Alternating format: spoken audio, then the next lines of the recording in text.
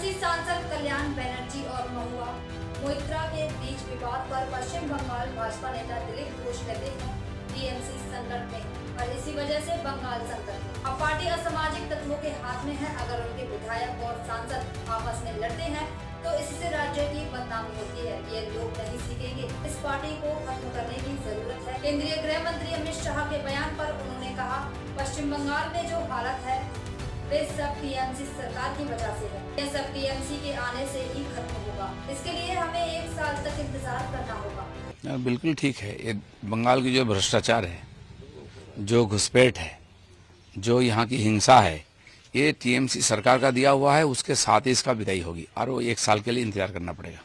26/11 का main mastermind जो सजाया था तहाउर राना, उसको यूएस से निकाला गया है। अभी एनआईए का दफ्तर लाने की जो प्रक्रिया है वो शुरू हो गया है, उनको लाया जा रहा है। पूरा देश में, दुनिया में भारत का खिलाफ साजिश करने वाले जितने भी लोग हैं सब एक्सपोज हो गए हैं। कुछ ऊपर गए, कुछ नीचे गए। बाकी भारत में आने वाला है, यहाँ का कानून के अंदर उनको सजा दिया जाएगा और पूरा दुनिया अब इसके लिए तैयार है, क्योंकि भारत जो समझा रहा था कि टेररिज्म ही सबसे बड़ा प्रॉब्लम है, वो सबकी समझ में आ गई है। राहुल गांधी कह रहे हैं कि पीएम का कहाँ है 56 इंच का छाती, कहाँ है? जब यूएस ने टैरिफ बढ़ाता है, यूनिट सरकार दिक्कत करता है। यूएस बढ़ाएगा तो क्या है, हम भी बढ़ा रहे हैं ना। आज भारत ऐसा नहीं कि एक कोने में है। भारत भी एक महाशक्ति बना है, सामरिक शक्ति से, बिजनेस से, और कोई कुछ भी बोलेगा हमारा नुकसान हो जाएगा, डर के रहेंगे। कांग्रेस ऐसा नहीं है। 56 इंच नहीं है, वो बढ़ गया है, आज 60 इंच के पार हो गया है। लेकिन राहुल गांधी कहाँ है? पार्लियामेंट में नहीं दिखाई पड़े, वक्त बिल के पक्ष में नहीं बोले, आवाज ही नहीं आई है। कहाँ छुपे हुए हैं? खारगे ने second ward of independence declare किया है अगेंस्ट बीजेपी लेड गवर्नमेंट। भूल गए उनके परिवारजनों को ऊपर कांग्रेस सरकार और ब्रिटिश ने और पठान ने की अत्याचार की थी। उन्होंने तो ताबेदारी किया अंग्रेज का और कांग्रेस का। उनके मुंह में ये सब नहीं आता है। जो क्रांतिकारी लड़ाई किया है उसका सम्मान है। उन्हीं के रास्ते पे देश चल रहा है। अभी वो किसके साथ है? वो तैयार अपने को डिक्लेयर करे। देशद्रोहियों के साथ हैं अभी वो।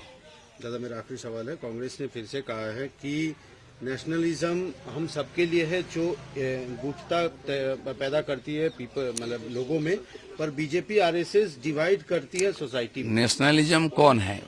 ये वक्फ बोर्ड, ये कानून कौन बनाया था?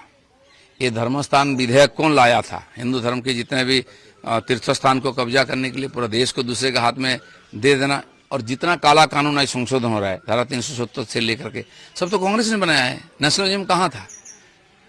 केवल एपिसमेंट और चुनाव जीतो, राज करो, लूटो देश को। उसका परिणाम आज देश को भुगतना पड़ रहा है। ममता बनर्जी बोलिए हम मुस्लिम के साथ है, वक्फ बिल लेके कोई कुछ बिगाड़ नहीं पाएगा। हम तो पूरा बंगाल के लोगों के साथ है, हिंदुस्तान के लोगों के साथ है। वो मुसलमान के साथ है।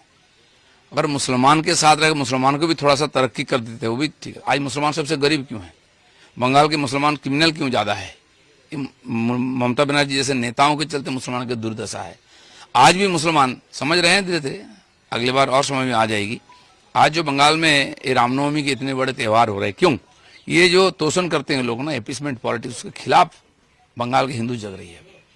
हमारे चैनल को लाइक करें, सब्सक्राइब करें और फॉलो जरूर करें, ताकि आपको हमारी हर नई वीडियो की जानकारी सबसे पहले मिल सके। आपका सपोर्ट हमारे लिए बहुत कीमती है, इसलिए जुड़े रहिए हमसे और अपने दोस्तों के साथ भी शेयर करना ना भूलें।